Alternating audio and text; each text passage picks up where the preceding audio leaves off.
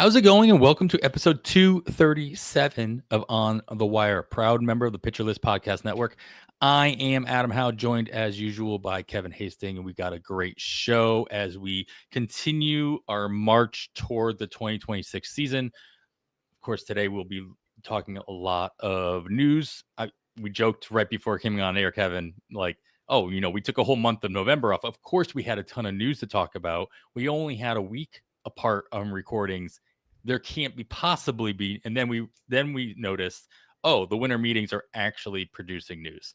And so we have plenty of news to talk about today. And then we'll talk about some pitcher projections, early pitcher projections, as we promised we would from the last episode. We didn't get to those. We only spent 2 hours talking about pretty much everything else. So we gotta spend some time for future episodes, right? We can't just squeeze 7 episodes into one. But Kevin, how you doing?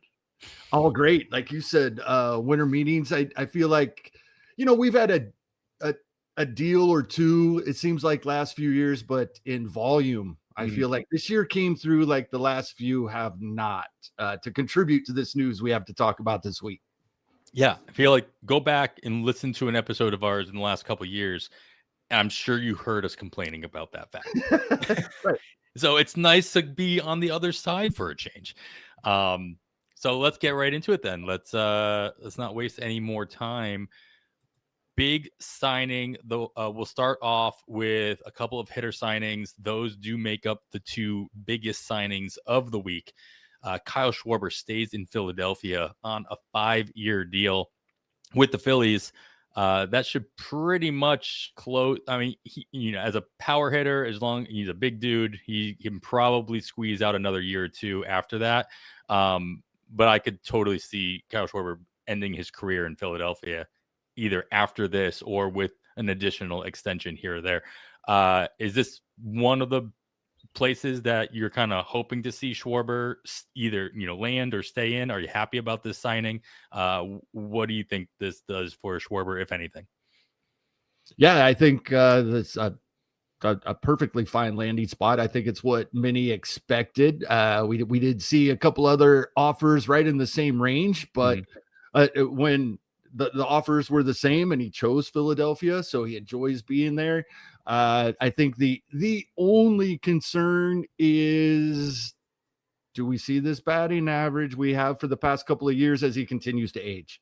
2 years running now, over 1,400 plate appearances. It's almost like we should expect what we've seen the last 2 years, hopefully, but then we're going to bring age into it as well. So that's really the only concern. Does he drop in the lineup in the last couple of years of the deal? And not probably. I mean, Kyle Schwarber, I mean, when you look at Kyle Schwarber, he doesn't look like a guy that's going to go out there and score well over 100 runs a season, right? And lower in the lineup, he would not. But so that, very minor concerns. But as for the next couple of seasons, yeah, Kyle Schwarber is Kyle Schwarber, and over the past couple with that batting average, he's a first-round player. Yeah, I mean, this is the peak of his career, right? The traditional 28 to 32 that he's just finishing up. So this is good for him for getting the bag and, getting something a little bit more something guaranteed for the next 5. But to your point, yeah, the last 2 years, 240, 248 over those 1,400 or so plate appearances. The 2 years before that, hovering right around the 200 mark for just as many plate appearances.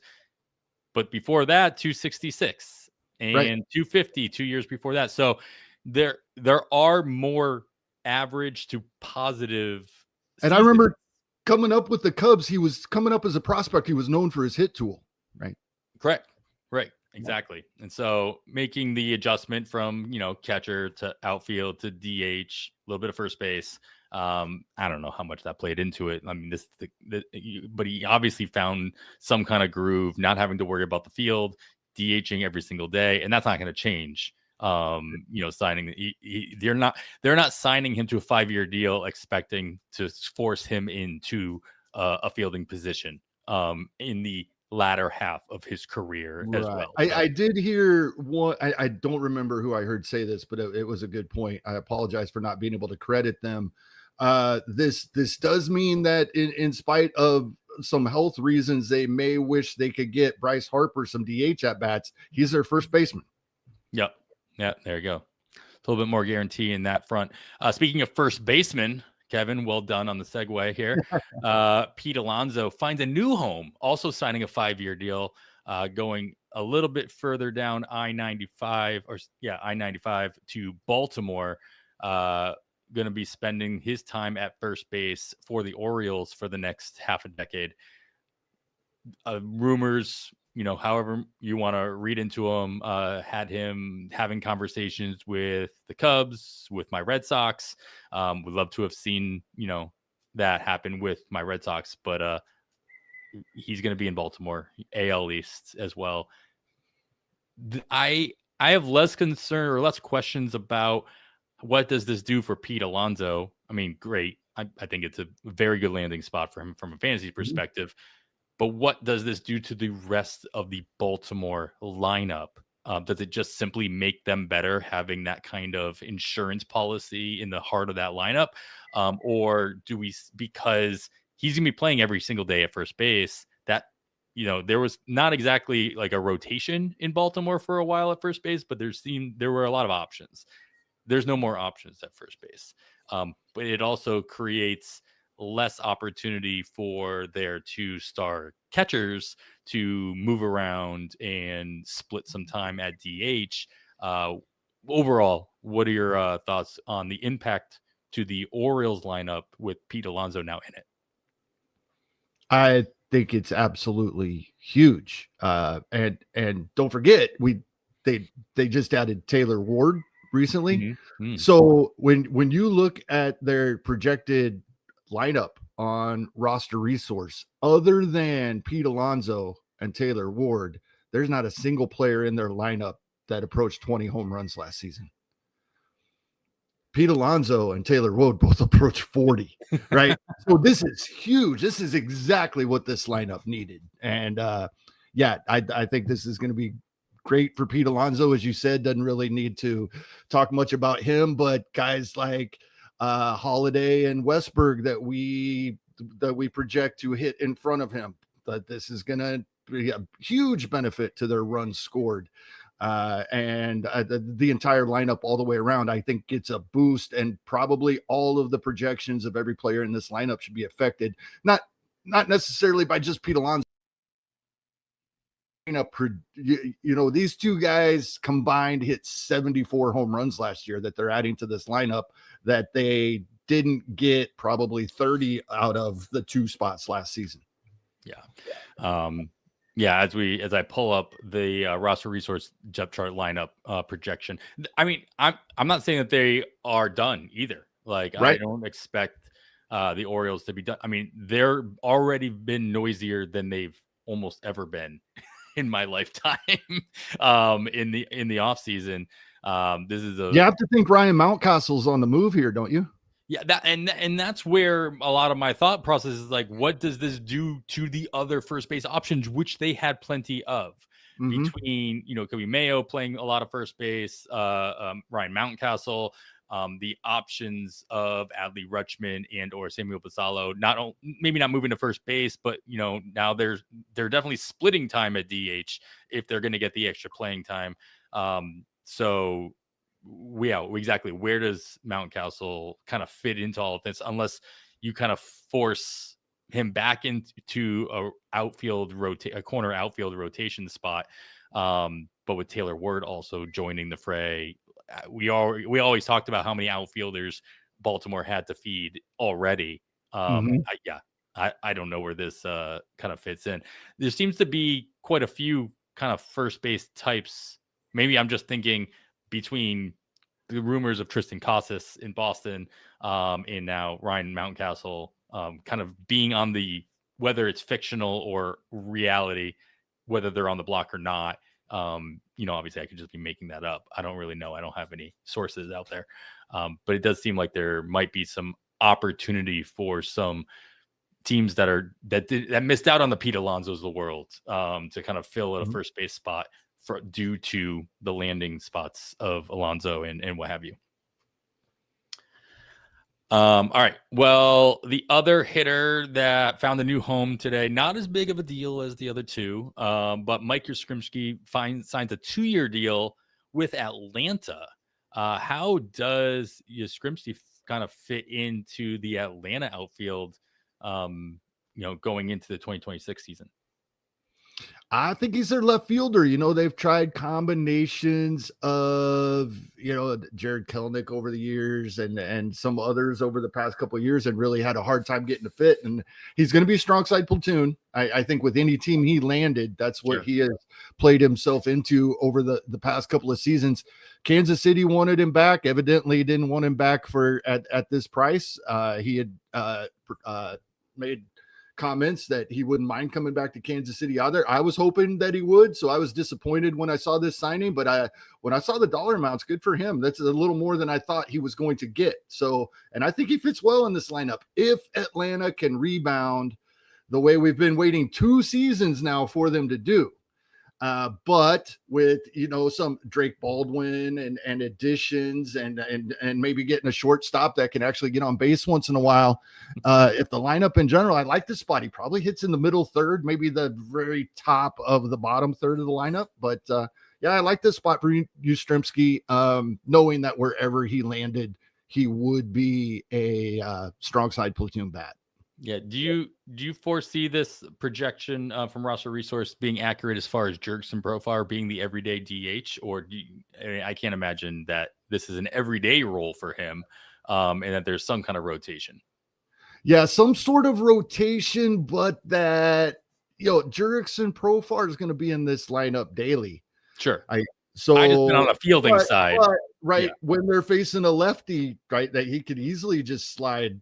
He could easily slide in. Roster Resource has Sean Murphy as coming in, and maybe they keep Drake Baldwin in the lineup versus lefties. But I don't know. It gives them that flexibility to move the guys around when they face lefties, I expect, because Yaztremzki right there's the spot. You move guys around, you get somebody else in that DH spot.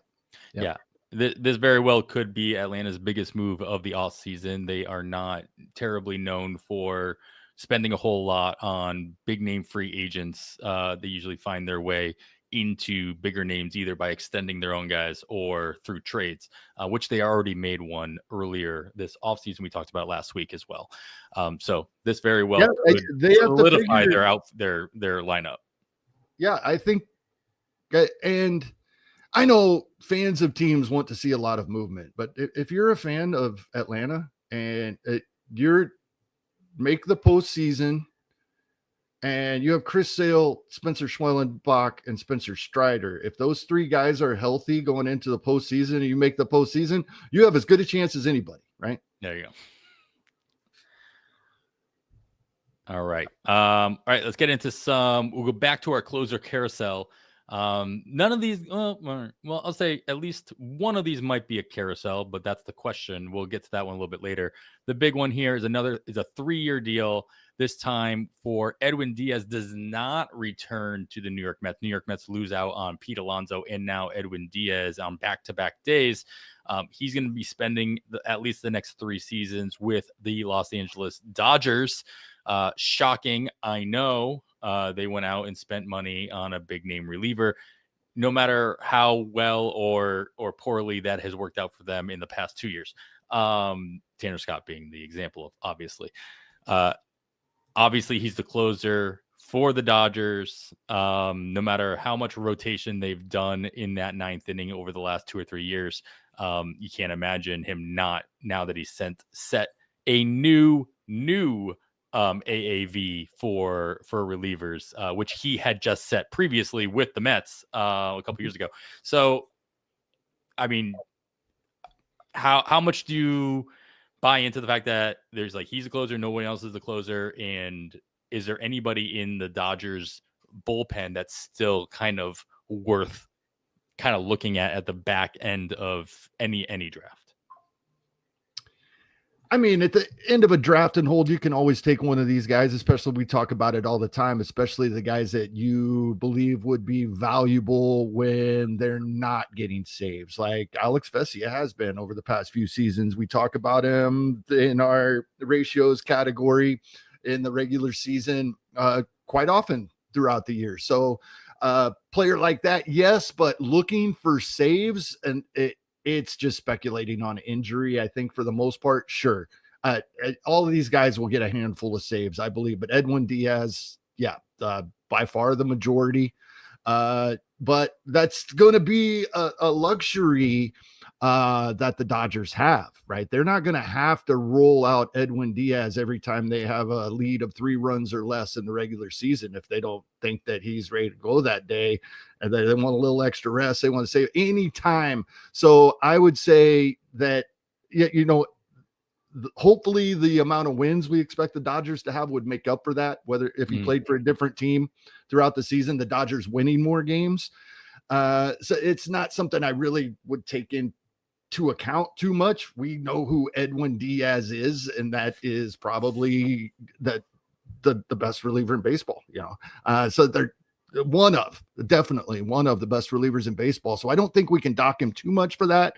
Just something in the back of my mind that they're going to have probably the ability to give other guys an opportunity once in a while. But yeah, Edwin Diaz, I think this is a perfect landing spot for him and a perfect signing for the Dodgers, right? If the Dodgers had a weakness, what was it? This was it. Yeah, well, yeah. I like you talking about the weakness of the reigning World Series champions. 2-time World Series champion. Yeah. If they had a weakness, there it is. So we'll see how that works out. Their best reliever in the postseason is now their 6th starter, according to Roster Resource. That's rough, huh?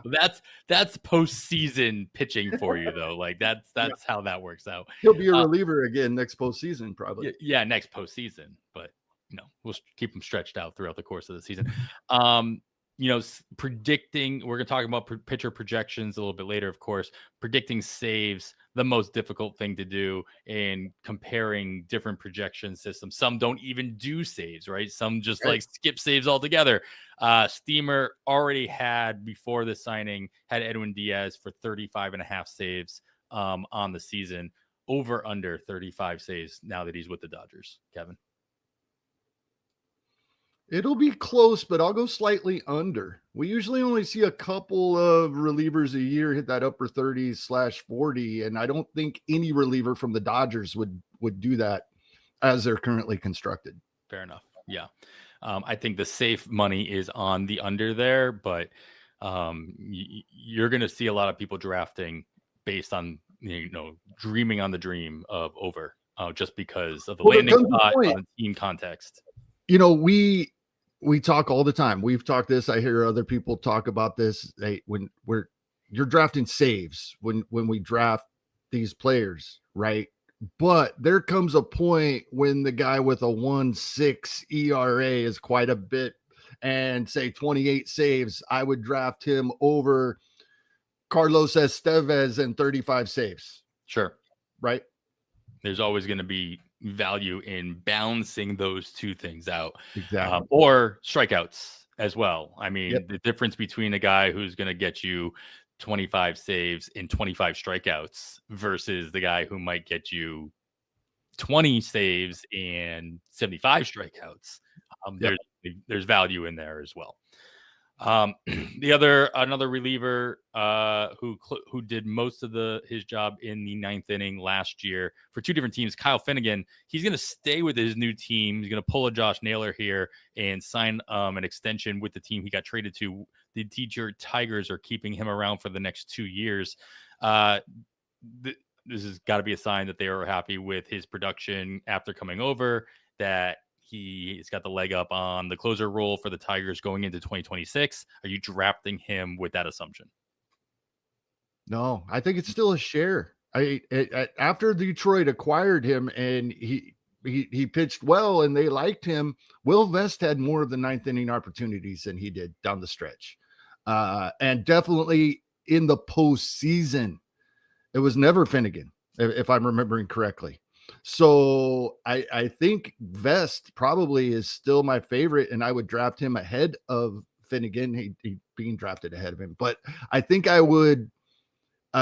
Finnegan's still going to get some saves, right? It's AJ Hinch, and we know that he's going to play matchup time to time. Yeah. So, but I don't even think Finnegan is the larger share of opportunities out of this pair. I think it's close to 50-50, but I think he's slightly behind. Yeah, I think at least going into 2026, it's clearer than it was going into 2025 for the Detroit Tigers. I think we're down to 2. Yeah. Yeah, exactly. So 3 or 4. All right. And the last one here before we take our first break on the reliever side, Gregory Soto, who's had some experience in the final innings of games in his career. He signed a 1-year deal with shocking Pittsburgh Pirates. They signed a 1-year deal for a reliever. Is this a let's showcase him in the 9th inning? Let's bring up his value. So in July we can get something for him. Or are you still putting all your eggs in the in the Santana basket for closing out games for the Pirates? For right now, but I'd be very cautious. I think I'd still plan on Dennis Santana being with the team and their closer, but that they could move him, and Soto then would, in my opinion, probably be the guy at least to start the season. So that's what I'd be watching. Yeah.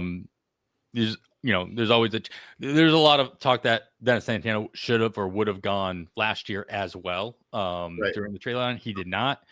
So it seemed pretty obvious that he would be the closer going in, for the rest of the season, which he was for the most part, and then closing out games in 2026 as he finishes up his last year of arbitration eligibility for the Pirates in this season. So we'll see. I expect him to be on the move regardless. So if they just need to, it depends on who they need to showcase more, right? And maybe it's a share just so they can get both of these guys 12 saves, by the deadline. You were asking about some of the other Dodgers guys. So like in a draft and hold, I think because of what you just said, you expect Santana to be on the move. Maybe not before the season starts, but you expect him to be moved at some point. I think if I'm specking on saves in a draft and hold, I would draft Soto ahead of the non-closing Dodgers when you asked me that question earlier. Sure. Yeah. I don't expect Santana or Soto to go somewhere where they would stay the closer, but you draft the closer, you draft the saves that you're going to get now, and you cross your fingers on the guys you're going to get later, especially in the draft and hold. So yeah, good call up there. All right, like I said, we're going to take our first break. We got plenty more news to get to, so don't go nowhere. All right, we're back. Kevin, let's get right back, and we got a couple more pitchers signing new deals with new teams. With first the longer of the 2 deals, Steven Matz signs a 2-year deal. Good for him, getting 2 years added on to his career. This time he'll be spending that pair of years with the Tampa Bay Rays, as long as they don't decide to trade him somewhere else. I didn't see a no trade clause in this announcement of this deal. What role do you expect him to play for Tampa Bay, if you can even give anybody a role in Tampa Bay? Yeah, that's tough, but as they look currently, I believe he's probably right. Yeah, I agree with Jason there at Roster Resource. He's got him in the rotation as the 5th starter right now. And if you are a person that believes in the every other year, good, bad, he is on your no draft list. You absolutely want nothing to do with Steven Matz. If you think that's completely random, then the 70-some innings he gave us last year were really, really good. And I'm intrigued to what he might do if he is indeed in this rotation. Yeah. I can't imagine he's not in the rotation. Like I'm not surprised by this landing spot whatsoever. He totally seems like we know Tampa, they're going to get what they can get out of him. Exactly. They're signing a veteran like Rays his whole career, honestly. Yeah. Obviously, he's never spent any time with the Rays until now, but like he's at that stage where it's like, yeah, this is like what they did with Charlie Morton I mean, different, obviously different pitchers or what have you. They're going to get different things out of Steven Matz. But he's going into his age 35 season. They're going to squeeze whatever juice they can out of this lemon, and hopefully make some lemonade for at least a couple games. Yep. But he probably won't be doing a whole lot of that for most of my teams. Maybe the perfect matchup like stream, and I'll be eating my words like halfway through the season as I'm like, all right, I'll throw a buck on Steven Matz because he's got a good matchup, but I'll probably lose that one in that case. Mike Soroka signs the shorter of these two deals, a 1-year deal with Arizona. I mean, I don't think most of us expected Zach Gallen to be back with Arizona at this point either. But does this kind of like solidify that theory that, Mike Soroka is just a replacement for Zach Gallen in that rotation? Yeah, kind of looking that way. And another guy that in limited innings, and I don't expect him to double his inning count, but if he had what has become more of a standard, 170, 180 innings is what the 200 used to be, prorate to that, and he's over a 2-win pitcher. So similar to what we were just talking about here. So yeah, I what you just said about Steven Matz is kind of, I feel about Soroka, and I don't know that it'd be eating words, but yeah, I think we're going to be talking about him in certain matchups throughout the season. Yeah, it's a tough landing spot to go to the NL West as a starting pitcher in general, facing the Dodgers a whole bunch, pitching a couple games in Colorado. San Diego's no picnic. San Francisco can do, some things sometimes, especially on the road.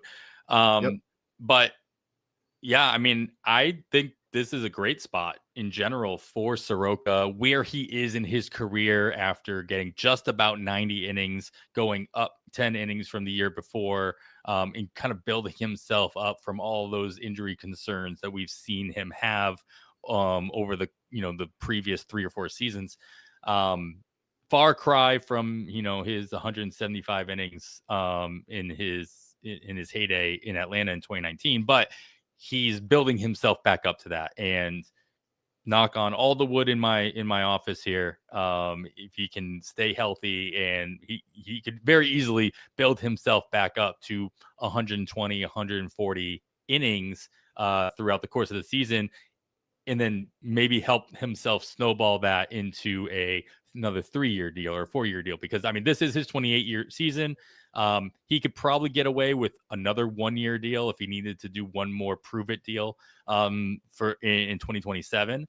But he's going to be trying to find a way to get to that multi-year deal, quicker, sooner rather than later, especially with his injury history. Yeah, that's exactly where I was going to go. It's a bit surprising to me that Soroka is still only 28 years old. Seems like he's been around forever in that brilliant season he had in 2019 that you mentioned, but still 28 years old. So if he is healthy, and he did add innings last season, and if he can build on it again, I know we'll be talking more about him later. Our PLV projections have him for 123 innings. Steamer has him for 139. That's 16 innings. That's a big difference. That's like 3 starts throughout the season. So depending on which end of that spectrum you are on could determine whether you're in or out on Soroka. Now, another spot I think would have been a really good fit for him is staying in the NL West, would be in San Diego. We're going to talk about San Diego right now, just because of the announcement that they made of the intention to keep Mason Miller, Adrian Morejon, David Morgan, some of their top relievers who either had shown some interest in being a starter, or there were some rumors that they could be stretched out. They are going to be, all 3 of these guys are going to be staying in the bullpen, making them a prime candidate to add another starter off of free agency, whether that name is familiar, like keeping Michael King around, or going out and getting another kind of number 1, 2, or 3 kind of guy like a Freddie Peralta or whoever is still available that kind of fits into their mold. But does this, in your mind, does this solidify Mason Miller as the closer and Robert Suarez is not coming back to the Padres? At least the first half of that. Yes. And then it makes it very doubtful that Robert Suarez is coming back. Yes. But you're saying you expect so even if Robert Suarez comes back, do you expect Mason Miller to be the closer? I do. Oh, interesting. Now, at this point, now that they have told us he's going to stay in the bullpen, they lie, but that's where we're at now. They do lie. They do lie. Lying does happen time to time, but right now, that's what we have to go on. I can't imagine that they. Again, I always go back to financials when it comes to arbitration eligible relievers, especially with all the history that Mason Miller has already put forth, what he's already banked with his time in Oakland. If they were to sign Robert Suarez, probably the best. I don't have the list in front of me, but the best reliever still out on the market now with Edwin Diaz off the books, Devin Williams as well. If they were to sign Robert Suarez back, that money is already accounted for. And so does that change your mindset to be like, well, if you're going to spend the money, Robert Suarez is going to get money, right? He's going to get paid no matter where he gets signed. So if San Diego is going to put that money forth, why would they not use him in the final inning to basically guarantee that Mason Miller's not going to cost a bunch of money later on? If they're okay with spending the money on Mason Miller, you're not going to spend the money on a top end reliever, a $20 million reliever in the season. So I'm of the opinion if they bring back Suarez, he will be paid to be the closer. And financially, it makes no sense to have Mason Miller be the closer in that situation. They don't need to bring Robert Suarez back, and I'm of that opinion. I don't think Robert Suarez comes back, and Mason Miller is the closer. So I think I agree with your original statement, but probably not if they bring back Suarez. I don't think they would care. I don't think they would expect maybe Mason Miller's even on the team, so they don't care what his arbitration costs. They're always moving. That's true. They bring in Juan Soto for half a season and move that. San Diego, I don't think they care, at least not as much as some other teams would, for sure. So, but I don't think they're bringing back Suarez either. I just had left that in as a slight possibility because he hasn't signed anywhere. So I just. No, I agree with you for the most part. Yeah. Where is Robert Suarez signing? I don't know. We've heard a couple of these guys, a couple of the relievers, some rumblings in San Francisco. So that's the first one that pops in my mind. You know me, I don't try to speculate much on where players are going to land. Typically, when I do, it's that if I really feel they're going back to their previous team. That's when I have an opinion on where a player might land. That's usually it. But there has been some rumblings with some of these relievers in San Francisco, so I could see that. We know that maybe the Mets, because they were linked to possibly bringing Diaz back after the Williams signing. So maybe they're still in the market for the top relievers left on the market. But yeah, I'm not really good at speculating on where the players land. So I'm glad you talked long enough. It gave me some time to pull it up because I was curious, and I was just going to. I saw you typing straight up. Is Robert Suarez being drafted as if he is a closer somewhere? That's the question. Is there opportunity to do a draft right now if you feel Robert Suarez is going to get paid? And if he's going to get paid, he's probably going to be a closer.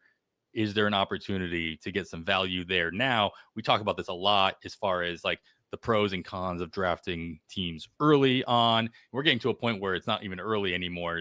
Once you get to mid-December or once you get, past the holidays, it's no longer drafting early. So you still have an opportunity here. But and I did not have enough time to stall and find. He's going right after, as far as relievers, he's going right after Josh Hader. And just before Iglesias and Estevez. Yeah, so he's being drafted as a closer. Yes.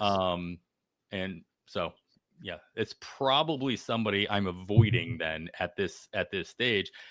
I don't know if he could jump up. I mean, that's the thing is I think I'd be okay drafting him. Yeah, I had an ADP all drafts on NFBC, which has been 127 completed drafts so far, at ADP of just under 84. Or he's the 80th player off the board altogether. Yep. I'm not drafting somebody that is not guaranteed to be a closer in the top 100.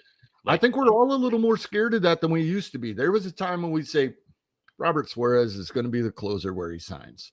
But then after last year's trade deadline, where we saw a couple of teams just go bolster their bullpens with all of the top relievers they could, Yankees, right? Mm-hmm. And we've heard rumblings about that with the Mets and Diaz and such. So yeah, I think we're a little more tentative of this season than we might have been in the past.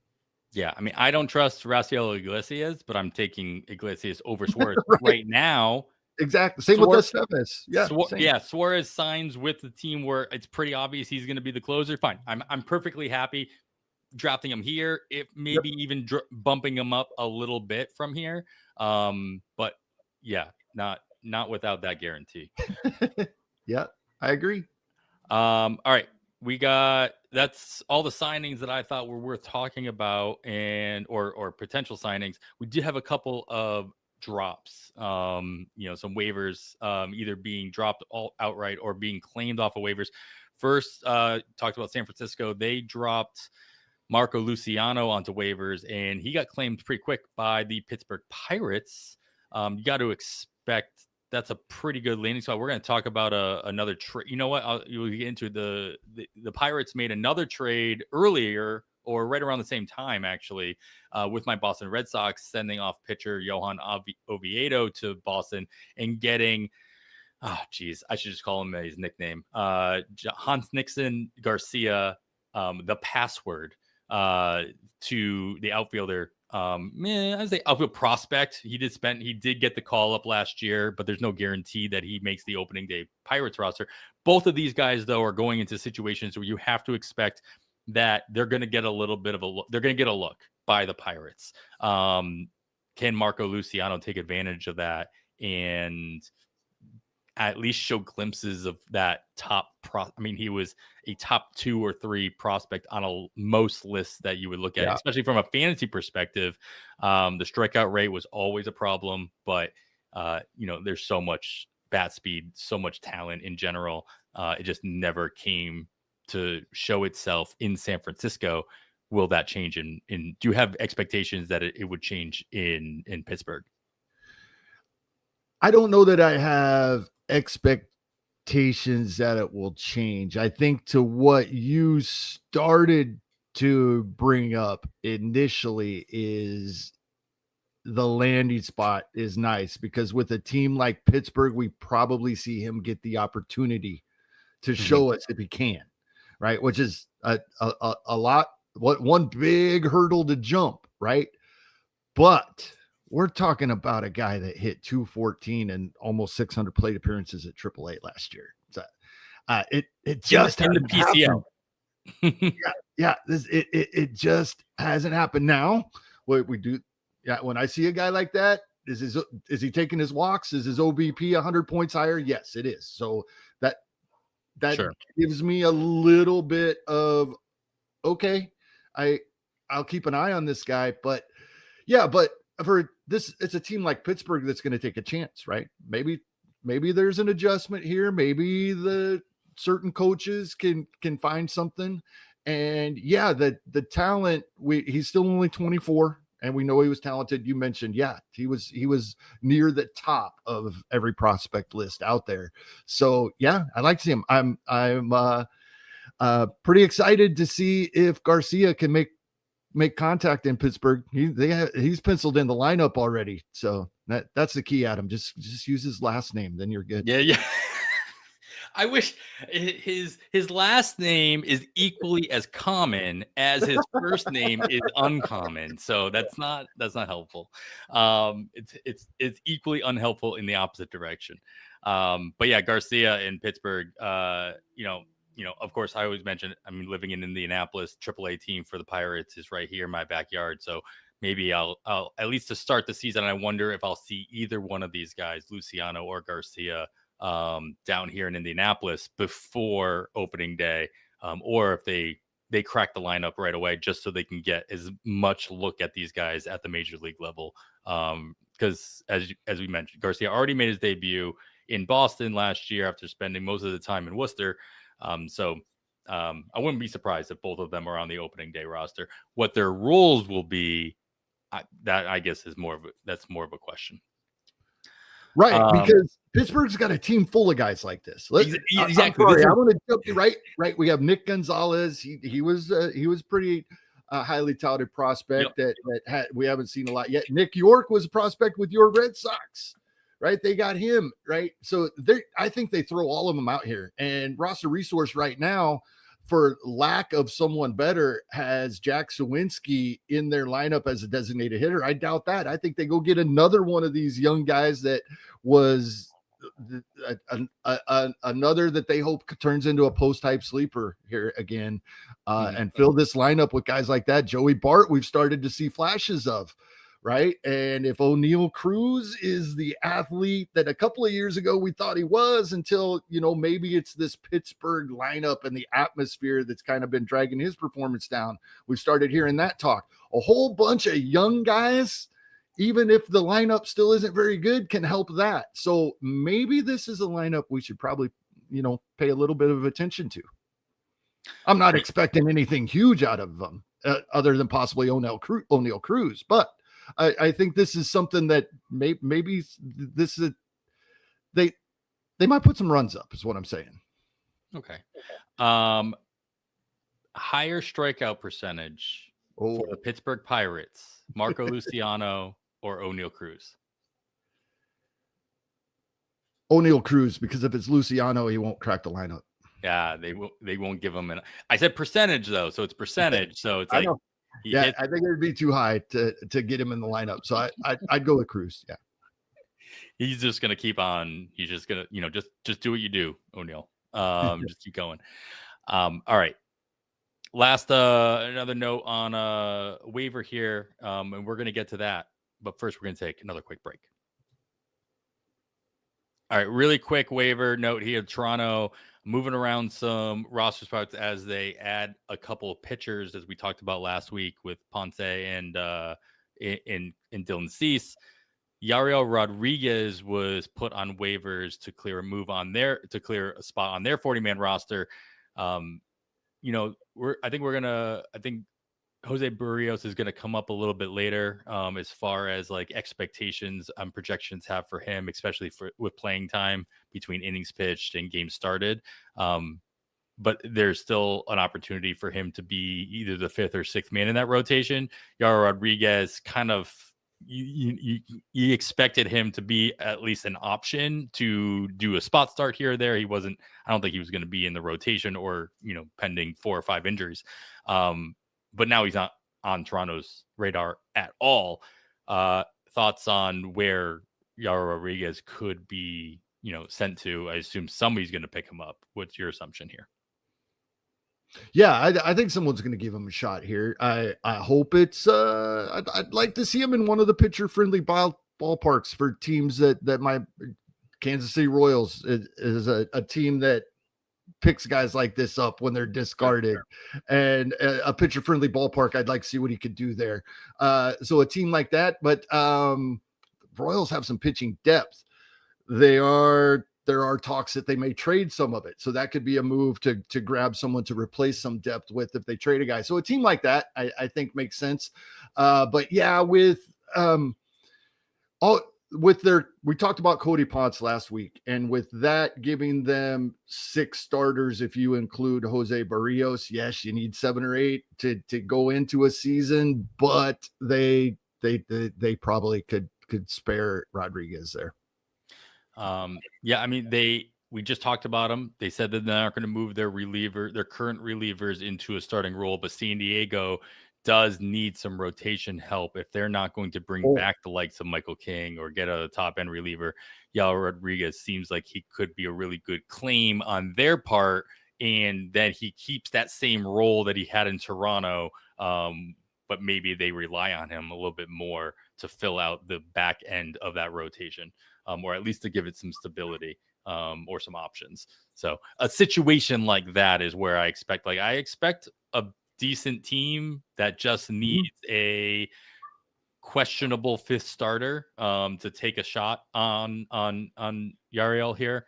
And so San Diego's kind of maybe just because we just talked about him, that kind of stands out to me. I don't expect him to get picked up by the likes of Pittsburgh or by a lesser team, just because, I mean, I feel like you already kind of know what Yariel Rodriguez is. They're not going to spend a lot of, I just don't foresee somebody like Pittsburgh or I mean, maybe he's a good move in Tampa Bay just because that's their type.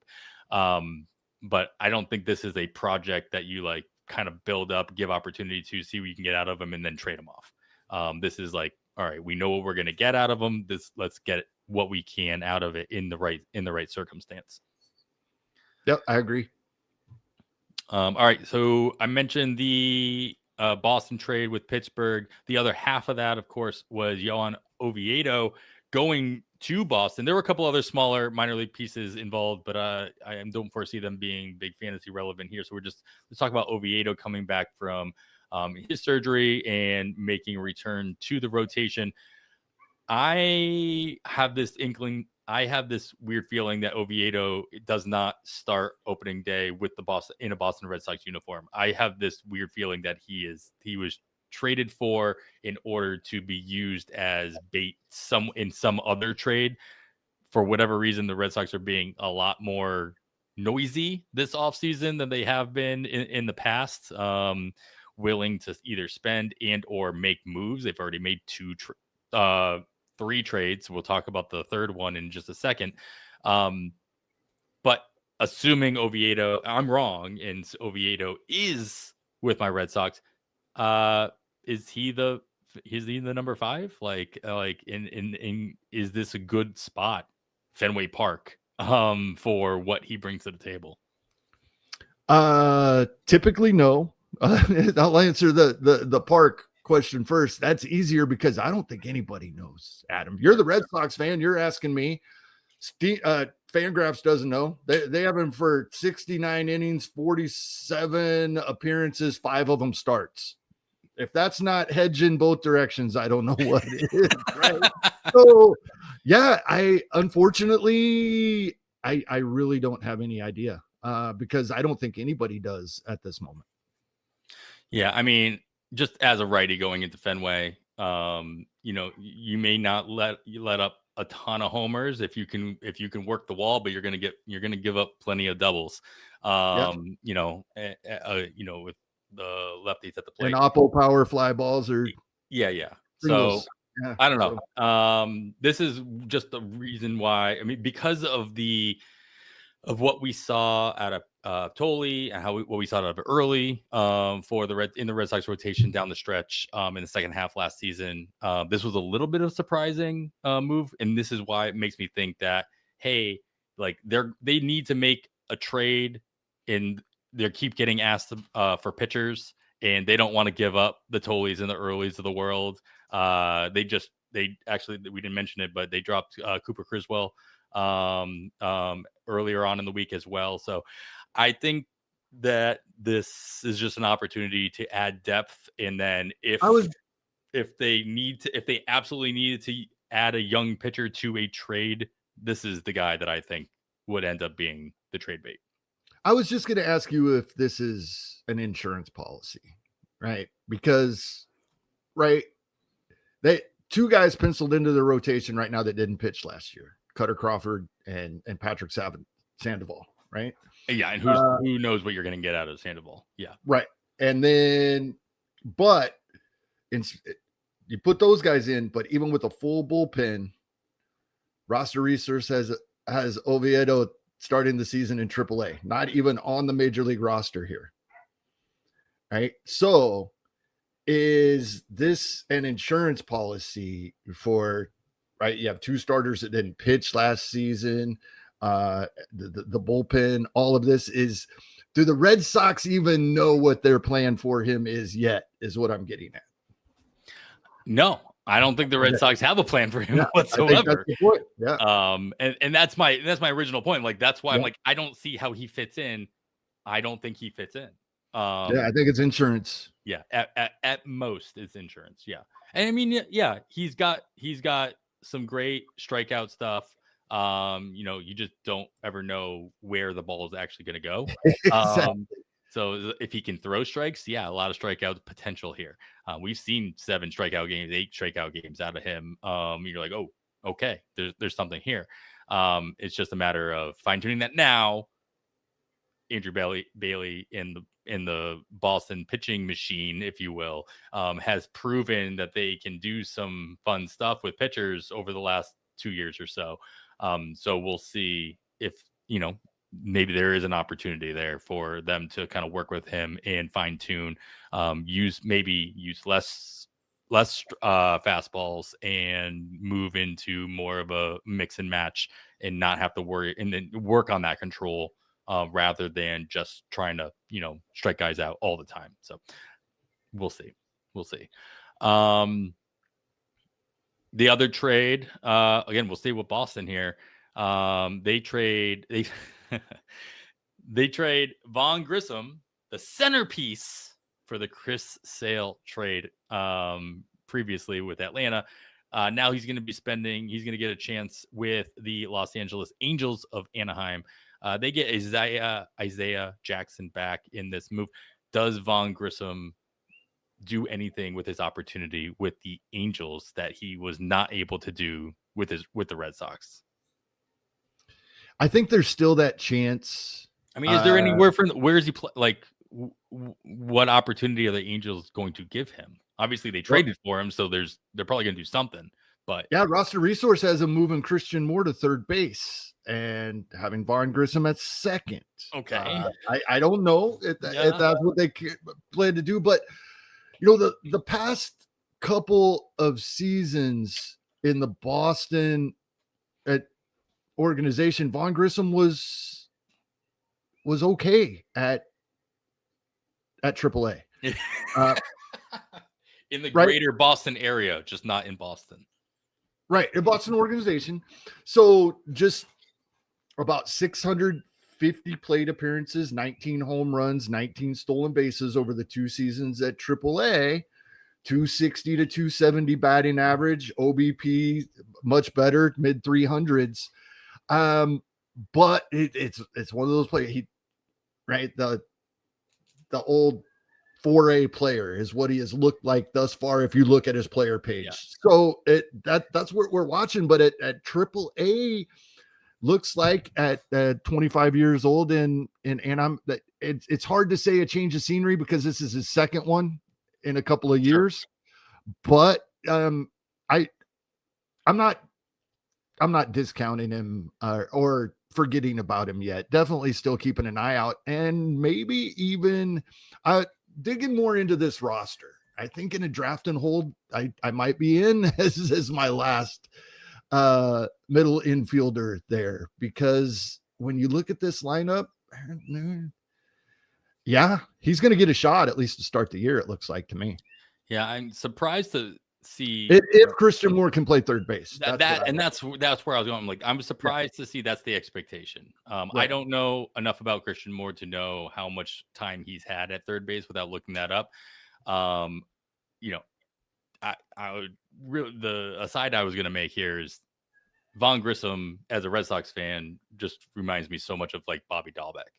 It's like somebody who's just like crushes it in AAA, at one point Pawtucket, then Worcester, and then moves into, goes up the pike, goes to Boston, and then just falls off the planet, but then goes back to AAA and crushes it for you're like, what is even happening? Like, what portal are you going through on I-90 going between Boston and Worcester that it just all goes away in one direction or the other? It's like when you walk through a doorway, it's when you forget everything that you were like, why you actually walked the doorway. It's something about walking through that doorway that completely wipes your memory. That's what was happening for these two guys, going between Worcester and Boston and back. Yeah. And I know it's only been 2 seasons and there weren't a whole lot of games in the minor leagues for Christian Moore, but he never played a position other than second base or hit in the lineup as a designated hitter as a professional. 2 seasons. Yeah.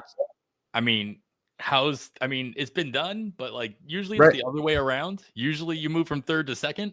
And it's usually has to do with your defense or your arm strength, just being able to make that throw on a consistent basis. My question would be, as a shortstop, would Vaughn Grissom be better at third base than Christian Moore at third base? Yeah, I mean, I could see it. But I guess the one thing we can take away from this expectation is that it's all but guaranteed Anthony Rendon is getting his contract bought out. If it's not expected that he'll be playing third base or any position by Jason over at Roster Resource. So we can take solace in that, I guess. All right, last trade here, going back to the reliever earlier on in the week, or actually I think it was like over the weekend, right after we recorded last week, the Washington Nationals traded their, I'll say for lack of a better word, their closer, Jose Ferrer, to Seattle for catcher Henry Ford, who, no, I don't want to say it that way because it's pretty obvious. Jose Ferrer loses a whole lot of value going to Seattle. We are going to talk about it all season long, of course. So like, hey, they could always move Andre Munoz. They've done it before. Right? But at least for opening day, Ferrer has got nothing. Henry Ford, also another once top prospect, at least at the position. Sorry, Henry Ford. If I said anything else earlier, sorry. It's Henry Ford. What kind of role do you see him fitting in with the Nationals? With Kuiper Ruiz there, other catchers available, does he stick at the catcher position? Do you see any fantasy value here, even in a draft and hold as a C3 or 4? Maybe. It worries me about Ruiz a little bit. Not a ton. I mean, but there were Ruiz's. Did you roster Ruiz on any teams last year, Adam? I feel like I did. Because if you did, you probably know about the roller coaster. Like he would look like Kuiper Ruiz, what we drafted him as. Decent batting average, a little bit of power once in a while for a couple weeks at a time. But the valleys were deep. Seemed like he'd strike out for 20 plate appearances in a row, right? So I'm a little worried about Ruiz, and it does, I typically like the catchers that I project for 500 plus plate appearances, try to get 1100 for my pair. Ruiz isn't in that group. I don't know if he would have been anyway, but he definitely no longer is for me because this worries me. Yeah, I mean, 267 plate appearances last year. Like I definitely drafted him last year where I did, expecting twice as many plate appearances. I mean, of course, 485 the year before, 562 the year before that. So like he was in line with roughly 500 plate appearances. Obviously didn't come to that. And that had a lot to do with missing not playing in half the games that he probably should have, or have as many games as he did the year before. So yeah, I mean, I expect nothing out of Kuiper Ruiz in general. Like I'm not drafting him anywhere. He's not even on my radar because he'll end up being drafted higher than I want to draft him as a C3. And then so what's the point? The whole adage, no one should ever be off your radar. But like when he's being drafted like 5 or 6 or 7 rounds higher than you would expect to want to even consider him, he's basically off your radar. Yeah, I was just checking, and he is being drafted as a C2 in 15 teamers, not 12s. Right at the back end of that top 30 at 29, and he had been kind of creeping up and then dropping over the past couple of days, and that's kind of what I expect. Sure. Like Gladiators, he crept up because he was a C2, and those are 15-team leagues. So he'll drop back off now, I think. Yeah, that makes sense. roster resource, of course, has him as the quote everyday catcher, batting toward the, in the back half of the lineup, but still it's still the Nationals. So I think there's going to be a lot of mixing and matching as far as the Nationals lineup to kind of figure out where everybody kind of settles in, at least for the beginning of the season. I think Robert Hassel has an opportunity to move up from the bottom of the order. Brady House can still make some moves as well. So I think there's a lot of opportunity, even though he's already in the bottom half of the lineup. Kyber Ruiz, there's a lot of opportunity for him to move down further if he can't kind of show consistency and stop showing off that roller coaster ride that you were talking about earlier. Riley Adams, of course, the other catcher in that. Yeah, and he actually had more plate appearances than Ruiz last year. I feel like I rostered Riley for that exact reason at some point in a couple of leagues. Just when I had to fill in a catcher, I'm like, all right, there's both the national catchers are available. Who do I want? At this point, at the point I was looking at him, I'm pretty sure Riley Adams was somebody I eyeballed a little bit more closely. But yeah, I mean, that's to say Henry Ford can still Henry Ford can still make his way up, but there's not like a clear opening either for him to make a major league impact right away. All right, Kevin, we hit that hour mark. That's a perfect opportunity to take another quick break. And when we come back, we are going to look at some PLV projections, some steamer projections. I'm sure we'll throw in some depth chart projections as well. But this time we're going to be focusing on the pitcher side of things. We'll do that when we come back. All right, and we are back. Always fun to do those come back from break, because I never know if an ad is going to be inserted when I listen back. When I listen to podcasts and they're like, all right, we're going to add breaks. But for those a little behind the curtain, those ads are added dynamically most of the time by the podcast host platform that we use. And so there's never a guarantee that an ad is actually inserted. So sometimes it's just me pausing and then coming right back with no ad break in between. Always awkward. But all right, Kevin, we've been looking over these projections with a fine-tooth comb. There are a handful of projections available right now, but a whole lot more of them will start trickling out after the new year flips over. So we're going to work with what we got publicly. Well, steamer and depth charts are publicly available. PLV projections are out. Have been released.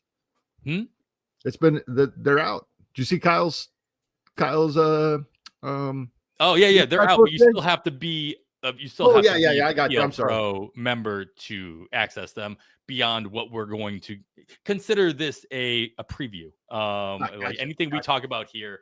Actually, I didn't check with Kyle first. I probably should check with Kyle first.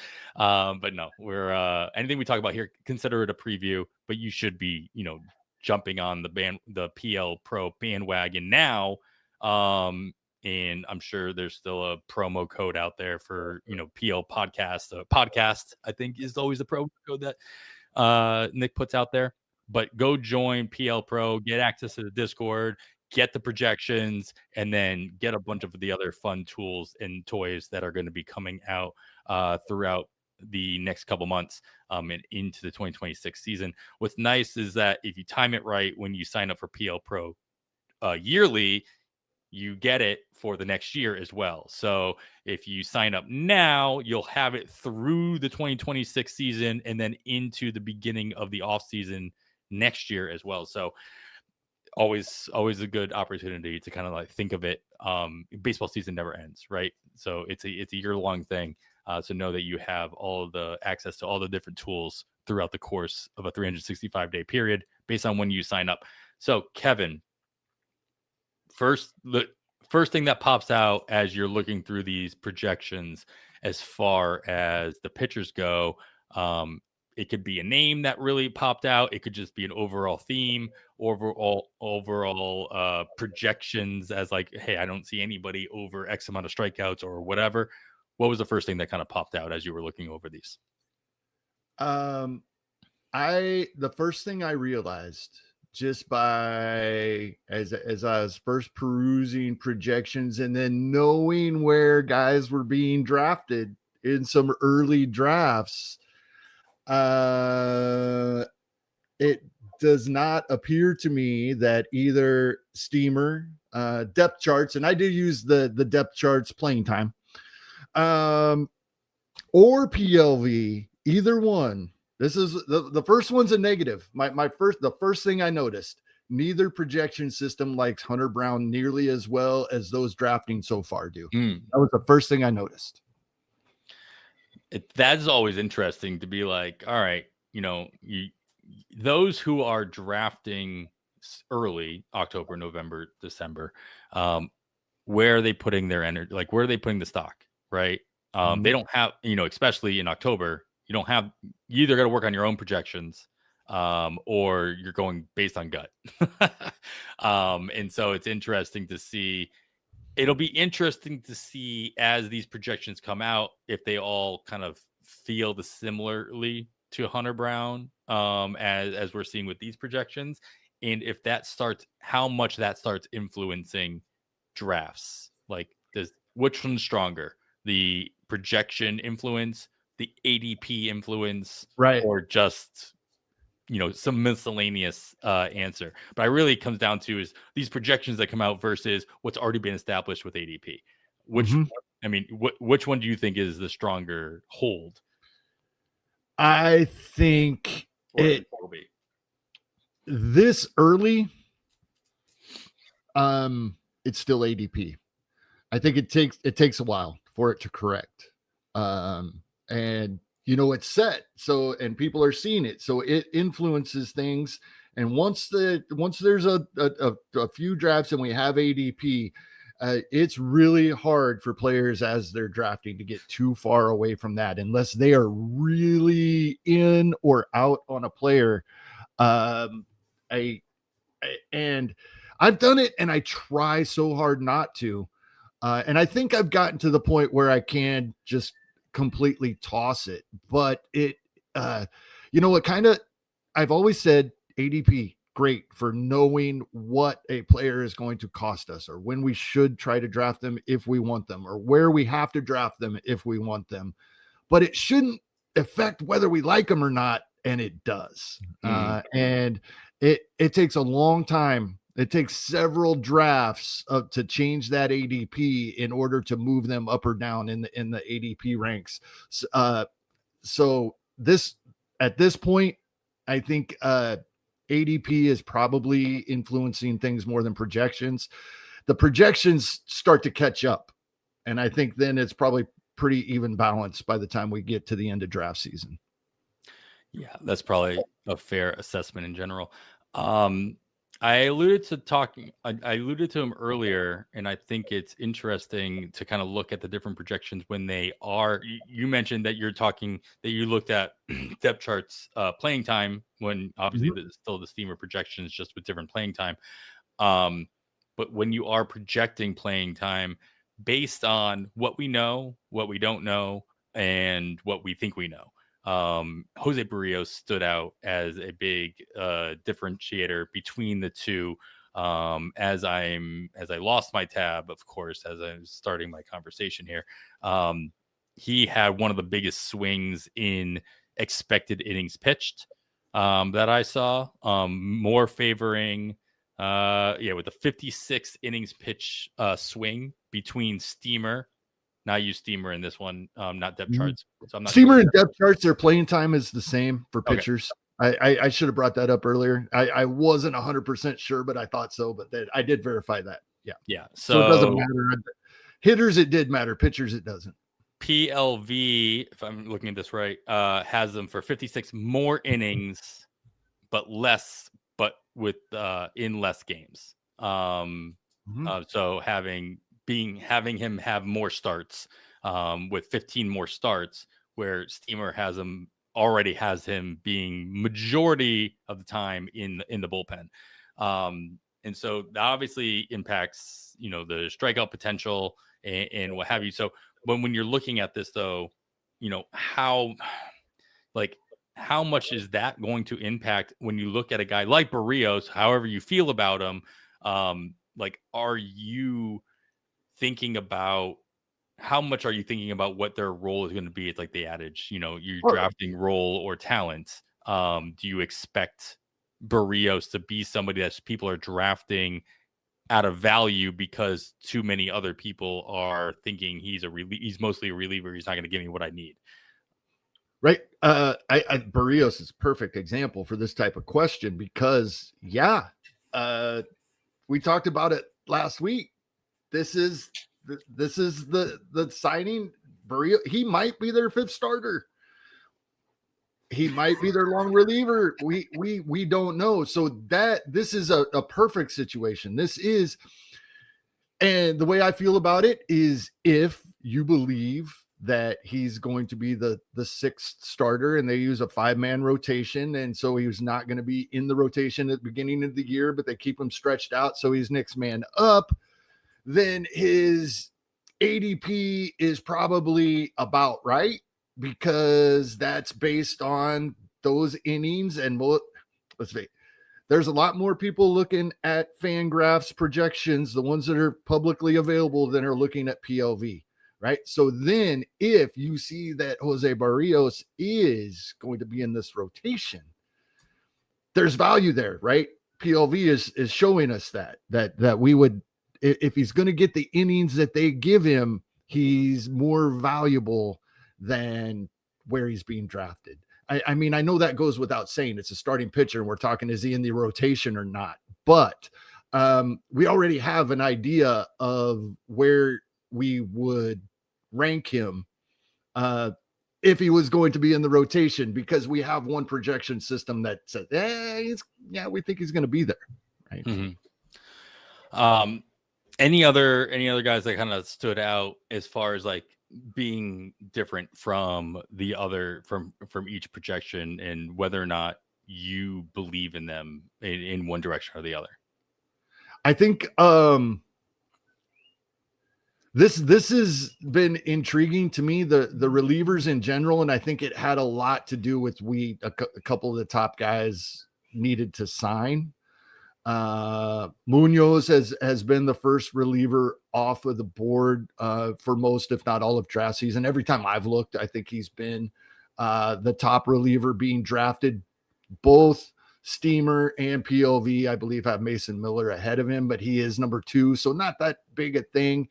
But I think the projection systems, and this is where it comes into when we're drafting, how much do we bring injury into play? Both projection systems, like Josh Hader up there at the top, and there are a handful of guys, Chapman, Bednar, Cade Smith, Duran, Diaz, all being drafted ahead of him. So it's kind of interesting on that, but that's probably the injury concern. When it comes to that starters, I really want to know, and I'm not even certain before I go looking, like what I'm hoping to see, but where do the guys coming back from injury that are being drafted pretty highly, what do the projections say? Kyle Bradish, for example, right? I want to see where both have him. So when I'm looking at the ADP, he's a top, he's what, the 20th pitcher, 30th, 31 pitchers off the board. PLV has him at 48. They're giving him 127 innings, right? So, and then I just want to see where he is on the Steamer as well. I know this is great, me looking things up as I'm talking, but this is kind of what I do as I'm looking at some of these guys. And so this is crazy to me, right? He's ranked about the same spot, but in a lot more innings by Steamer. 162 innings, but he's in he's much lower, which means PLV has his quality of his innings much higher. Right. That's what I'm getting at already. But he's still being drafted ahead of even that. So unfortunately, as much as I like Kyle Bradish and as much as I drafted him last season prior to the injury, I'm probably not going to have much Kyle Bradish, unfortunately, is what this tells me, because he's being drafted as about the 30th pitcher off the board.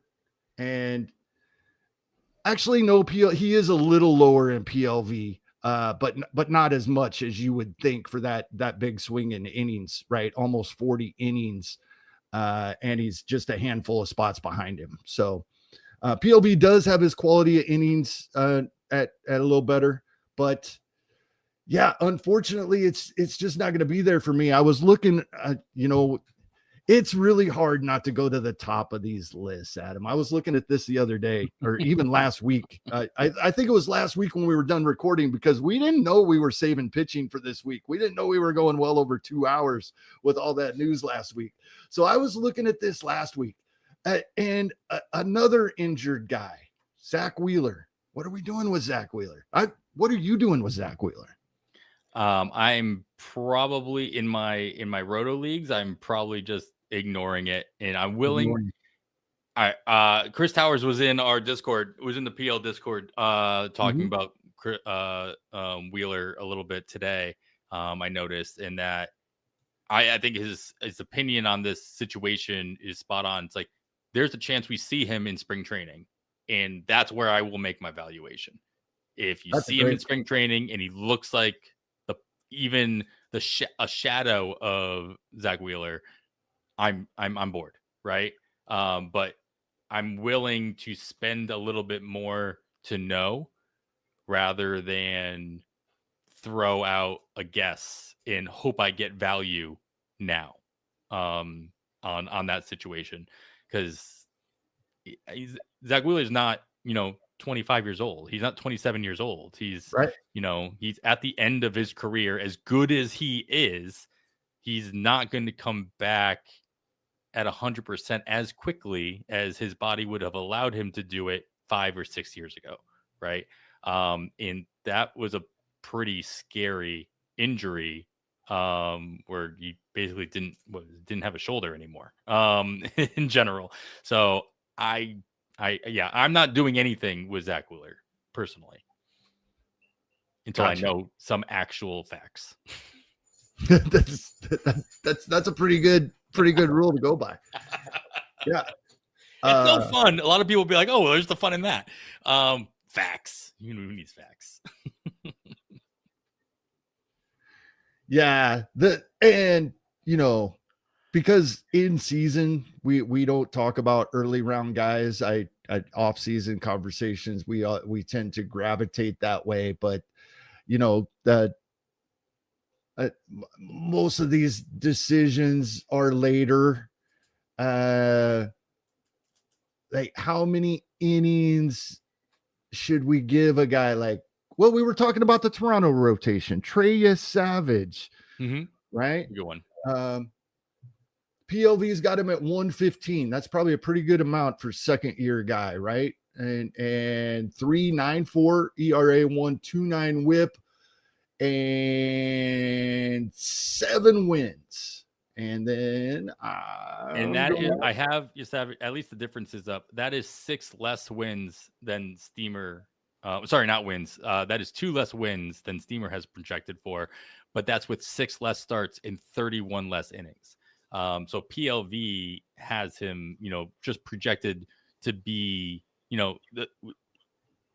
less innings on the season due to less games played and, more importantly, less starts made throughout the course of the season. Not so much that he won't go.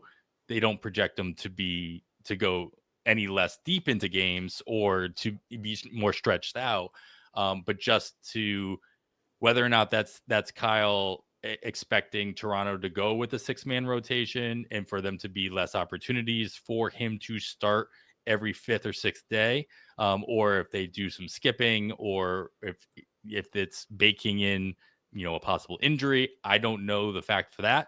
But it is interesting to see those differences. Other guys that kind of fit into the same boat are Bubba Chandler, Shane Bieber in Toronto as well. So maybe there's something to do with the Toronto rotation in general. But you have Jose Urquidy, Hurston Waldrop, like Kyle Bradish. PLV is being a little bit more cautious with a lot of these guys in their situation as far as how many games they're going to start in comparison to what Steamer is.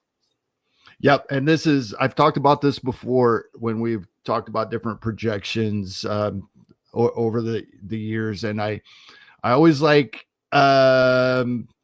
if when I download the projection system, right, to the spreadsheet, if it's not set up on a per at bat basis, so I can change things and see how that affects their ranking, then I do that, right? I change it to a per at bat, the whole system, so I can change things.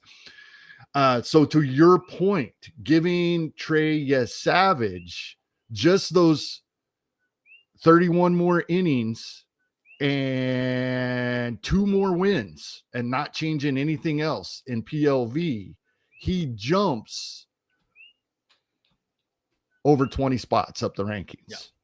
2 wins is what's doing that, because his ERA is a bad ERA, right? His ERA hurts us. So the extra innings are actually hurting us. I didn't adjust the strikeouts. I gave him 2 more wins and he jumped over 20 spots.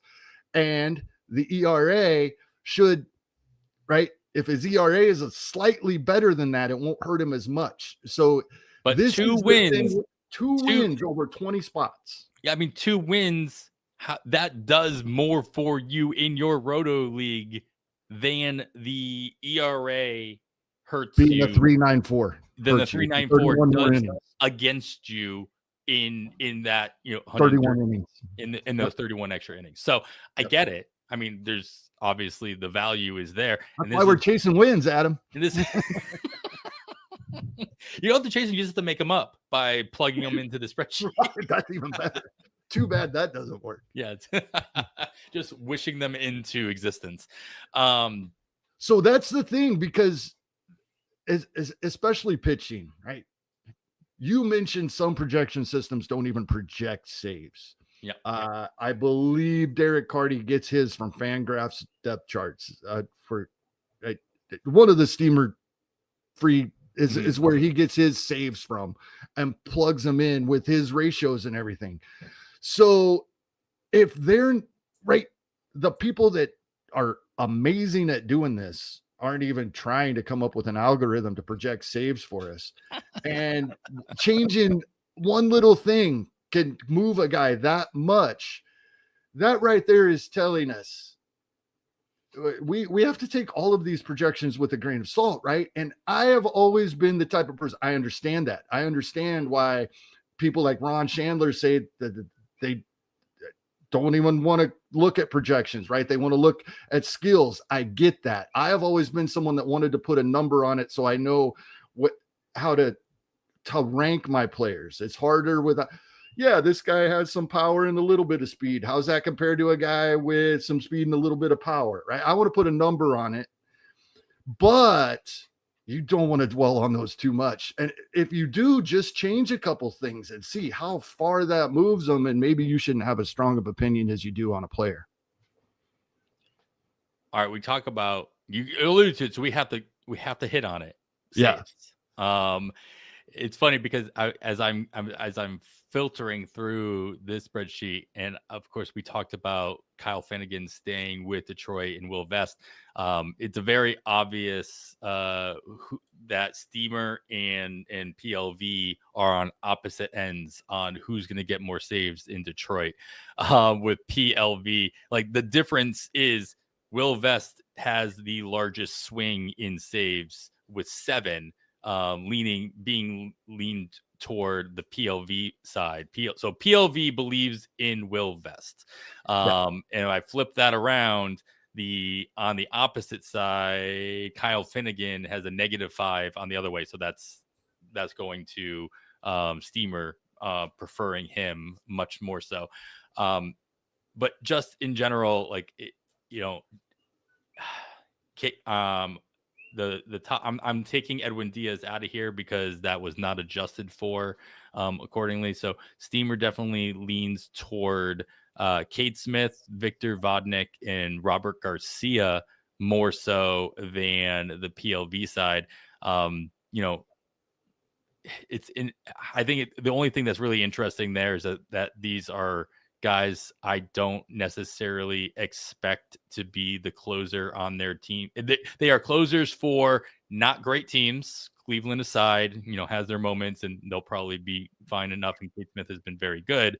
I don't know what to expect out of Texas after the trade with Simeon and Nemo, whatever. Victor Vodnik in Colorado, whatever. But to see kind of like teams that I don't expect to crack maybe 85 wins on the season or potentially not, or players that I don't guarantee to have that role for a very long time, if ever, in Robert Garcia's situation. There's no guarantee Robert Garcia is going to be the closer on opening day for Texas, right? Your overall thoughts, I guess, on just evaluating closers based on projected saves and how it's all but a crapshoot.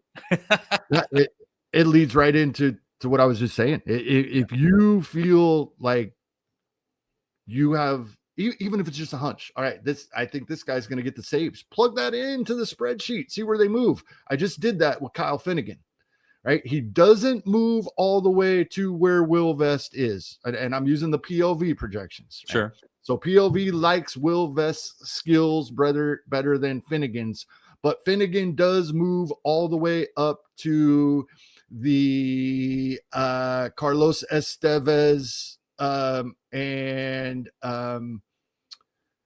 there was another closer in that range as well. Will Vest is up with Palencia and Ryan Walker range, according to PLV when you rank them. Mm-hmm. So Finnegan moves up into the Estevez range. What I did is, because I was curious, so many projection systems, right, don't project saves. I said it earlier, right? Oftentimes, especially lower, the elite guys, we're taking other things into consideration. Like you brought up, they can get us more strikeouts. The teams that are confident in their guys, they're throwing them out there in the tie game in the ninth. They get more. Every one of these guys is projected for 4 wins. A couple of them are going to get 9 or 10. That changes things drastically, right? But if you just sort by projected saves, that's why we're drafting them, right? And Carlos Estevez is the one that you might want to kick out because of ratios, but all of the top 20 other than Estevez have decent ratios if you just list them by saves. Here's the problem. There's only a 5 save difference in the top 20 guys. Saves aren't being projected. So this is something where my point is, even the systems that do put a number on the saves, they're not going to be very accurate. They're going to be so volatile because anybody that's got a job, they're projected for 25 to 30 saves. Boom. So that becomes the issue. I think this, and the more I'm saying this and talking out loud, I think this deserves a lot of attention. Like, really, is there a way that we can decide which guys are going to outperform that save number or underperform that save number? Because it's going to affect the rankings using these projections substantially. And if you have a way that is better than flipping a coin at figuring that out, you're onto something, right? No, seriously. Yeah.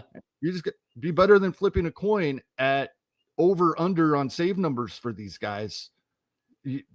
You're moving them up or down and probably quite a ways.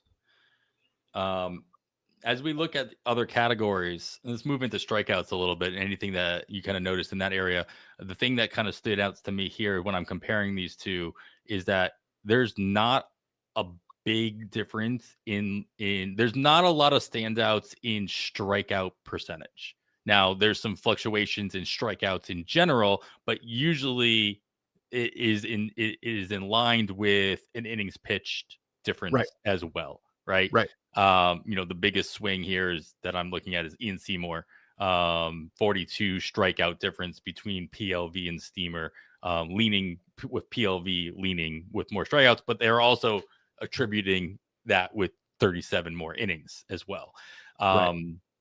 So that seems to be kind of a core aspect to these projections in general, especially when it comes to pitchers, is strikeout rate, obviously K minus BB percentage as well.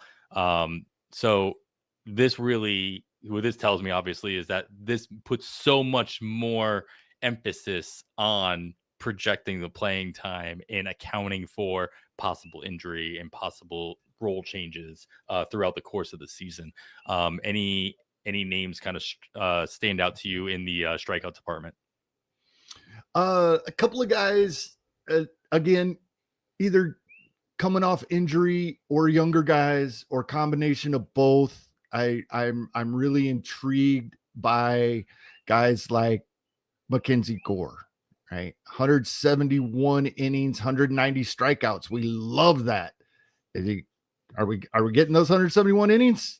I think most of us think that's probably fairly accurate. So yeah, I like that. Do we trust guys like Christopher Sanchez to go 200 plus innings again? That's rough these days, but he's been doing it the past couple of years.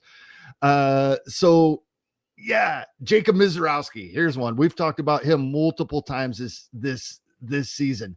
160 strikeouts, only 130 innings, right? So is that an accurate innings projection, would you say, for Mizorowski? Because we know on the per inning basis, the strikeouts are going to be there.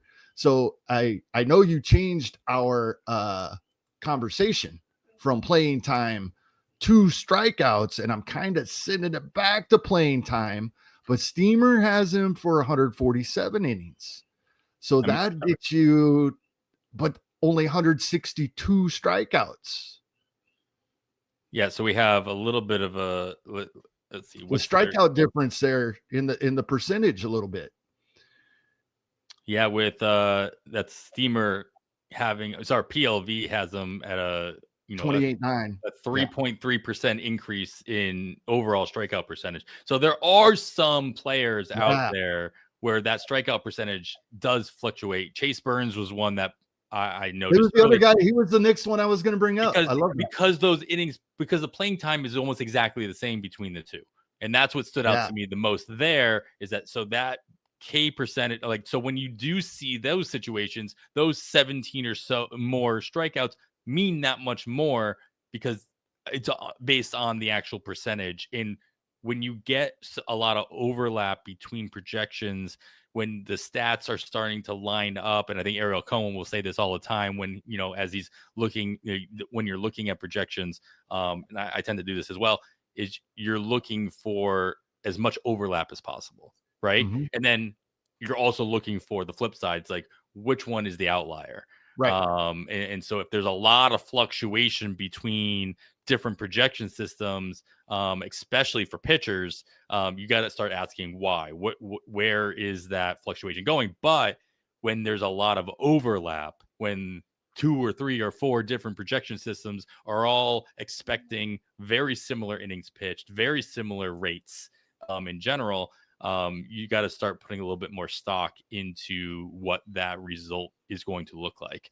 And so that Chase Burn one really stood out to me just because they were so similar on the expected playing time, but so different, that swing in percentage and strikeout percentage, I took note of. It's funny. And Chase Burns and Jacob Mizorowski over the past 4 weeks in draft and holds being drafted right next to one another. 43rd and 44th pitchers off the board. Yeah. Another young starter that obviously seems to be weighted a little bit more heavily on the PLV side, Nolan McLean. Same swing and K rate as Jacob Mizorowski with a 3.3 swing in PLV's favor. As I'm scrolling down here, let's see if any names kind of stand out in that realm. Richard Fitz with his new home, with a 2.8 swing, again, toward PLV. Cam Schlittler at 3% swing, again, toward PLV. And then on the opposite end, you know what? I'm gonna completely change course because I really want to know your opinion on this situation. PLV is a little bit higher. Actually, they're not. They're not higher. They're only higher on the rate. But I'm curious to know what you think of River Ryan in Los Angeles, and whether or not this is you talked about earlier, like the guy's coming back from injury. River Ryan coming back from Tommy John with the Dodgers, like, was pretty exciting when he got the call up, at the end of 2024. Obviously missed the entire 2025 season, but had that surgery at this perfect time where it's like you can miss an entire season and then have plenty of time to recover in order for the next season to be ready. Are you expecting anything out of River Ryan in that situation with the Dodgers? Maybe. It's intriguing because it's the Dodgers, right? Yeah. When you look at the Dodgers right now, and maybe for the first time since they've all been on the roster, Yamamoto, Blake Snell, Glasnow, Ohtani, Sheehan, Sasaki, they're Kasperius, they're all healthy right now. We don't expect that to continue, right? Where the Dodgers' plan is to get as many of those guys healthy at the beginning of October, and then they're ready to roll. So, yeah, I mean, I don't discount anybody that is out there. I'm intrigued to see this. Will he be throwing in spring training? Does it appear? I haven't seen any news on it, but I expect him to be there. And to, whether or not he gets how many innings he gets in spring training actual games. I mean, Will Klein was valuable following Ohtani last year at times. I mean, anybody that gets even a spot start with the Dodgers, we're going to be interested in, because they're going to be favored to win that game usually. Yeah. They're chasing wins. Fair. Well, if I'm continuing on with the theme I had earlier, on the opposite side, Steamer, the names that kind of stand out to me on K rate that Steamer is leaning toward, going down this: Johnny Brito, Gavin Stone. How many starts these guys get? I'm skipping over the obvious relievers like John Duran and Mason Miller. I got one for you, Adam. Go for it. This is great. Like we hear. Well, I hear a lot of people say this. I think you've probably heard this, right? If we had one thing to go off of for pitching, K minus BB, right? Mm-hmm. I think that's pretty much a general consensus. And what PLV has projected for K minus BB, and I toss out relievers, this is the order when you sort by K minus BB: Tariq Skubal, Garrett Crochet, Chris Sale, Paul Skeens, Zack Wheeler injured, right? DeGrom, Ohtani, Hunter Green, Logan Gilbert, Cole Reagans. That sounds like a lot like an ADP board, but I left one player out that actually comes out fourth. I left out the fourth highest K minus BB. That's a starting pitcher. He's the guy you just brought up, Chase Burns. I'd probably bump him up my draft board a bit. And then but that's going to be the PL Darling type of player, right? Because as I mentioned before, like at least from the strikeout percentage, that's a big difference. Let's see where he falls on the KBB rankings here, as far as like they swapping between.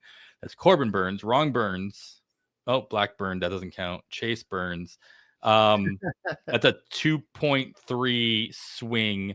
So the thing is that they're more in line with the walk percentage than the strikeout percentage. Big swing, PLV really pushing the K percentage higher with Chase Burns at 2.9% swing in their favor, but only a 0.6% swing in Steamer project favor.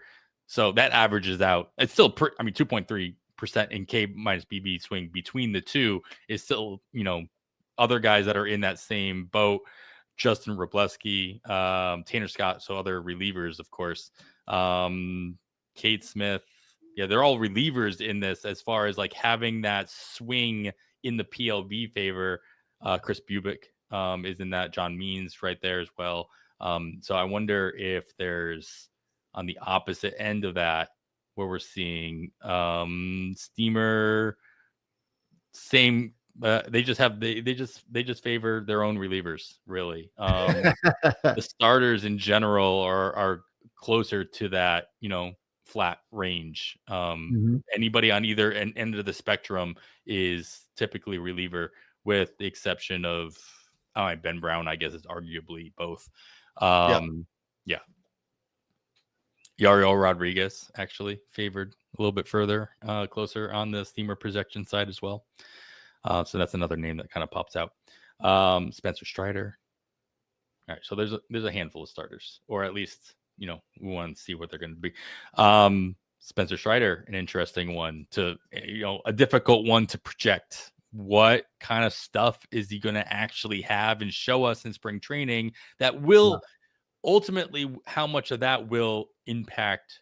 Because all these projections are not set in stone, right? This is version 1.0 of the PLV projection. Steamer will adjust as well as things happen throughout the offseason, as players sign, as news comes out, injuries, et cetera, roles are ironed themselves out. But then how much does spring training performance, and when I say performance, I don't mean the stats. I don't mean how many strikeouts they're throwing, how many, it's who's throwing a new pitch, who's, being used in a different way by their team. How much do you think that ends up influencing those projections, and how pissed are you when a projection changes at the end of March, like the day after your draft is completed? Yeah, that can affect things. You bring up Spencer Strider, and I'm looking here, and guys like that, when we're talking about this, I just feel like they're going to be either a huge value or a big bust where they're being drafted, right? Sure. And he's being drafted right in that range. Chase Burns, Mizorowski, Tyler Glasnow. Those are the three being drafted right after him, right in front of him, McLean, who you brought up in the same conversation. And so Spencer Strider being drafted on average with the last pick in the 7th round of 15-round drafts. I just feel like that's not going to be his value, and it's not going to be anywhere close to his value. But I don't know if it's going to be up or down, way better or way worse, right? That drives me more crazy than when projections change. I guess I don't even typically always notice it that much, because I'm always, like we were talking about earlier, I'm always manipulating them. If this happens, where did they move? If this happens, what does that affect anyway? So I don't get really, I guess, dead set on what a guy's projections are. I'm always flipping them around a little bit anyway. Fair enough. But that's a great point. It absolutely is. It's all these young guys in this area. Yuri's right in this spot. Those are so hard. It's just that's a fun range. It's all the young guys, and then like the second, third tier, depending on how big your tiers are, of closers, right? Iglesias and McGill are in this range, but then it's all these young pitching or guys coming back from injury like Woodruff. Fun area of the draft that I think so many of us are going to have a lot of different opinions on this playing time. So I guess that's why it makes it so fun. Yeah, there's some pretty wide ranges of min and max picks in this area. Any pitchers that stood out to you as being a little bit further in favor on one projection or the other? Darlings, if you will. I mean, we talked about Chase Burns. I think Chase Burns is going to be one of them on the PLV side. if you believe PLV projections will help you a lot more than steamer projections would. Josh Hader recently re-signed Emilio Pagan. Those stand out at the top of the list. Connolly early, depending on what kind of how many innings. And now when I filtered this out based on these two projection systems having very similar innings pitched expectations. So I filtered out all the guys that had really big swings in that expectation. So these are the guys that, Aroldis Chapman. So their innings pitch are very similar on both of these projection systems. So it makes the swing in ERA a little bit more noticeable. And on the opposite end of that, as I refilter this, on the steamer side, the names that kind of pop up being more steamer focused. Let's see. We got Ben Joyce coming back from his injury. Again, on the reliever side. Jose Ferrer, obviously with his new role. Just still being on the steamer side. Matt Brash. So some other, these guys that we talk about in the reliever section on a regular basis, depending on how you feel they're going to be. Like, obviously there are one projection is weighting some of these relievers in the ratio categories a little bit more heavily than the other ones. So depending on which direction you want to go and which one you want to trust a little bit more, those are the relievers that you can find to kind of shore up the very end of your draft, the very end of your rotation, your bullpens on your teams, at least to start the season. Max Fried, actually, that's the biggest starter name that I'm seeing lean more toward the steamer side than the PLV side, at least in ERA. Yeah, Hunter Green is liked more by PLV as well than steamer. Just projected for one more win, projected for less strikeouts, almost 20 less strikeouts, but almost half a run ERA better by PLV. So Hunter Green likes Hunter Green's ratios better, and that it's a pretty big difference, about 10 spots in pitching for a guy going really early. Right. Cade Horton, more on the PLV side on both ratios. That stood out to me just now as I was filtering through WHIP. Not a bunch of swing, not nearly as much swing on the WHIP than on the ERA between the two projection systems. But on the steamer side, very, very slightly leaning toward Andrew Heaney. Yeah, nothing that really stands out on that side, to be honest. No names that really pop out. Logan Evans, if you believe in that situation. So the ratios not as much of a swing, especially when you compare similar playing time. Kevin, anything else that kind of stand out that you were planning on talking about that we didn't talk about when it comes to these projections for pitchers, and any other piece of advice you want to kind of close us out with? I don't think so. We talked quite a bit about it. I'm really big about, if you want to see what would happen, I've said it this way before, I'm going to bump a guy up a little bit. Well, how much and why? Well, I think he's going to have more wins than this projection system says he should. Well, how far are you moving him? Up above this guy. Why? So just change it. See where he ends up, right? It's very simple. It's not something people need to be told. I don't think. Just a reminder. I think it's really easy to do things like that and get an idea, because it's even easier to say, "Oh, I'm just going to bump him up a little bit," but I need to have a reason for right. and to know where I'm bumping him to. So that's my thing. Yeah. Just, if not for other people, just for yourself. Right. Oh yeah, it is for me. Absolutely. You need to sell it to yourself. My peace of mind. All right, cool. Well, I think that we're doing trying to stretch this out to 2 hours so we can go back to back with 2-hour shows, but we didn't quite make it there. We'll have plenty more to talk about next week as the winter meetings close up shop, and hopefully we get another big name signing or trade or something that we can add Come on, on Kyle to Tucker, pick a place. Yeah, right. There's still plenty of names out there to make a splash. So we'll see what we have to talk about next week. But I look forward to that. After all that and everything else, that's going to do it for episode 236 of On the Wire. I am Adam Howe, and on behalf of Kevin Hasting, thanks for listening, and we bid you goodbye.